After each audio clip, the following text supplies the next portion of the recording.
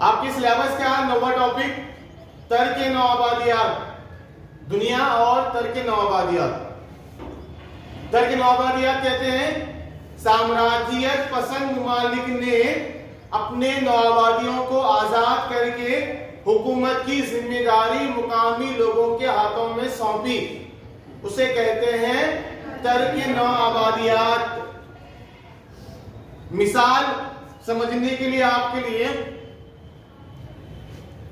घर का मालिक है, ओनर है, और उस घर में किराएदार है। वो किराएदार क्या कर रहा है? आखिर में अपने घर को जहां वो रहता है वो छोड़कर जो ओनर है, वो जगह का जो मालिक है या घर का मालिक है, उसके हाथ में उसका घर देकर वापिस अपने अपने इलाके में चला गया, उसे कहते हैं तर्क नौ आबादियात। मिसाल समझाने के लिए, जो जगह का मालिक है, जो जगह का घर का ओनर है, उसका जो किराएदार है, वो किराएदार घर खाली करके वापिस अपने अपने इलाके को चला गया, जहां रहता है उसके गांव को चला गया, उसको कहते हैं तर्क नौ आबादियात। जैसे यूरोपियन पसंद ममालिक, साम्राज्य पसंद ममालिक, जो अलग अलग इलाकों पर उनका कब्जा था, बर-ए-आज़म एशिया, बर-ए-आज़म अफ्रीका, यहाँ के गरीब ममालिक पर उनका कब्जा था, तो उन्होंने वो छोड़कर चले गए और हुकूमत की जिम्मेदारी मुकामी लोगों को सौंपी, उसको कहते हैं तर्क नौ आबादियात। तर्क नौ आबादियात दुनिया में, हिंदुस्तान में तो हम छठे टॉपिक में देख चुके हैं। दुनिया में तर्क नौ आबादियात का प्रोसेस कब शुरू हुआ, कहां हुआ, आपको आगे कैसे पढ़ना, खास तौर पे बर-ए-आज़म एशिया, बर-ए-आज़म अफ्रीका, यहाँ के गरीब ममालिक कैसे आजाद हुए, उनके बारे में आपको जानना, ठीक है। अब ये तर्क नौ आबादियात शुरू हुआ कब?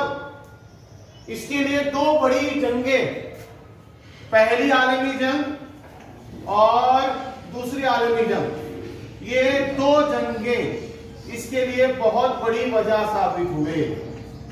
1914 से 1918 और 1939 से 1945, पहली आलमी जंग और दूसरी आलमी जंग तर्क नौ आबादियात के लिए सबसे अहम वजह साबित हुई, क्योंकि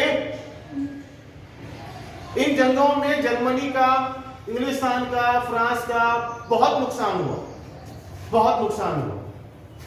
ये पहली वजह। दो जंग अजीमों की वजह से तर्क और नौ आबादियात को बढ़ावा मिला, नंबर एक, जो बहुत अहम वजह है ये। उसके बाद नंबर दो वजह जो है वो है पहली आलमी जंग के खत्म होने के बाद, जो 1918 में खत्म हुई, उसमें जर्मनी को शिकस्त हुई, ठीक है, उसमें तुर्की को शिकस्त हुई, ठीक है, उसमें ऑस्ट्रेलिया को शिकस्त हुई। इन ममालिक का जो कब्जा था दूसरे इलाकों पर, जर्मनी का, तुर्की का, ऑस्ट्रेलिया का, जिन इलाकों पर कब्जा था, वो इलाकों को मजलिस अक़वाम ने अपने कब्जे में ले लिया, उनसे उनके इलाके छीन लिए गए और वो छीन कर मजलिस अक़वाम ने अपने कब्जे में कर लिए। और मजलिस अक़वाम ने क्या किया? उन इलाकों को दो मुल्कों के पास सौंपा, एक है फ्रांस और एक है बरतानिया। इन दो इलाकों पर या इन दो मुल्कों को इनके इलाके जो लिए गए हैं उनसे छीनकर इनके इलाके इनके जिम्मे सौंपे गए। इन दो ममालिक को सरपरस्त बनाकर, पेरेंट्स बनाकर वो इलाके उनको दे दिए गए पहली आलमी जंग के बाद। फिर बाद में अमेरिका, अब मैं तीसरी वजह बता रहा हूं आपको। तीसरी वजह एटलांटिक चार्टर 1941 में एटलांटिक चार्टर ये 1941 में पास हुआ। ये 14 अगस्त सन 1941 को एटलांटिक चार्टर एक्ट पास हुआ। यह हुआ था अर्जेंटीना के शहर में, दो लोगों के दरमियान हुआ। एक अमेरिका का अमेरिकी सदर जिनका नाम है फ्रैंकलिन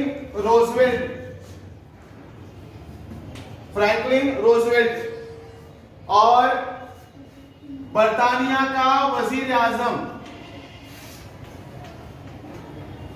जिसका नाम है विंस्टन चर्चिल।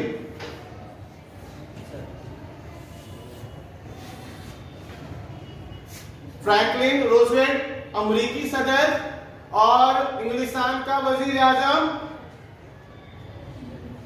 विंस्टन चर्चिल, इनके दरमियान 1941 में एटलांटिक चार्टर हुआ।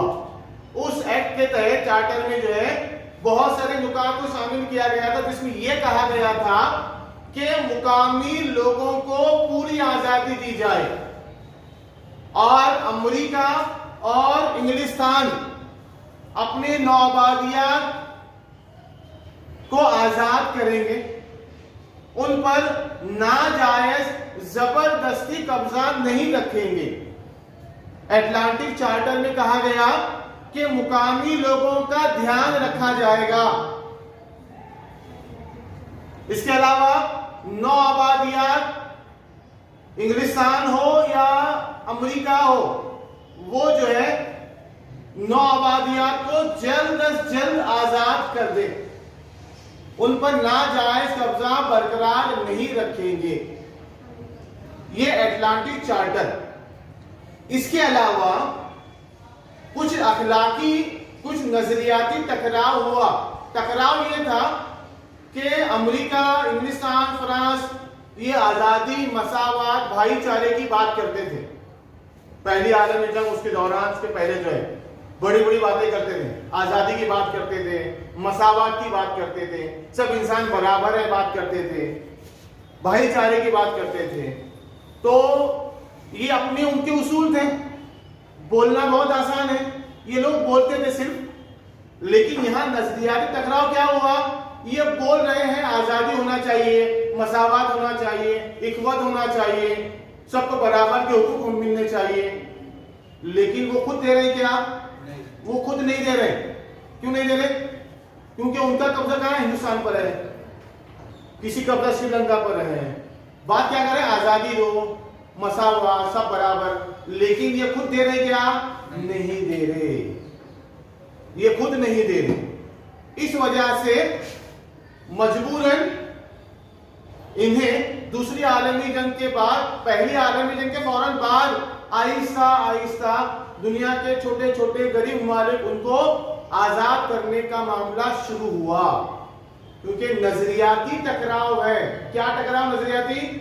एक तरफ तो बोल रहे हैं आजादी दो, मसावत, भाईचारा, सब बोल रहे हैं, लेकिन अमल कर रहे हैं क्या? नहीं कर रहे। उस अमल को किसने याद दिलाया? अमेरिका ने याद दिलाया।